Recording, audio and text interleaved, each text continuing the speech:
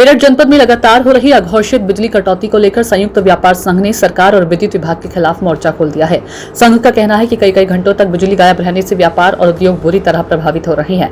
उत्पादन ठप होने की स्थिति में पहुंच गया है और आम जनता भी भीषण गर्मी से परेशान है।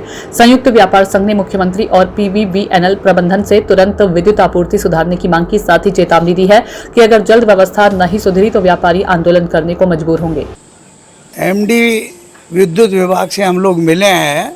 जो मेरठ की विद्युत व्यवस्था है पिछले कुछ दिनों से बेपटरी है, पटरी से उतरी हुई है। जिस प्रकार से ट्रेन पटरी से उतरकर एक्सीडेंट की ओर चली जाती है, आज उसी प्रकार से हमारा व्यापार भी बिजली व्यवस्था पटरी से उतरने के कारण प्रभावित हो रहा है। हमारे उद्योग धंधे बंदी के कगार पर है, व्यापार बंदी के कगार पर है। हमने उनको कहा है कि आपके बिना समय दिए हुए बिना बताए कटौती होती है। उद्योग धंधे जो हमारे हैं उसमें निर्माण की परिस्थिति है वो ख़राब हो जाती है।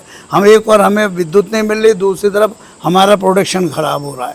बाज़ारों में ग्राहक नहीं आ रहा है, लाइट मिलती है तो उसमें वोल्टेज नहीं होती, हमारे एसी चल नहीं पाते, काम कर नहीं पाते, पंखे चल नहीं रहे हैं।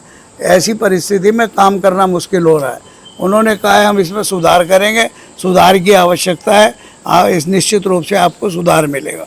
उनको बताया गया कि आपके एक साथी ने हमारे सवाल भी किया था कि रोज़ाना पिछले वर्ष में 4-4 घंटे की कटौती हुई है, नियमित कटौती हुई है, कहीं तार बदलने के नाम पर, कहीं कंडक्टर बदलने के नाम पर, कहीं ट्रांसफार्मर बदलने, और फिर भी जब गर्मी का मौसम आया तो सारी चीज़ें फेल हैं।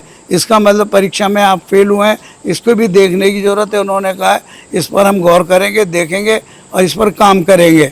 उम्मीद है वो लोग काम करेंगे, केवल भरोसे से काम नहीं चल रहा। आज मेरठ की विद्युत व्यवस्था पटरी से उतरी हुई है, ये उनको चेताने आए हैं। अगर ये नहीं हुआ तो शासन तक हमें जाने में कोई संकोच नहीं हुआ।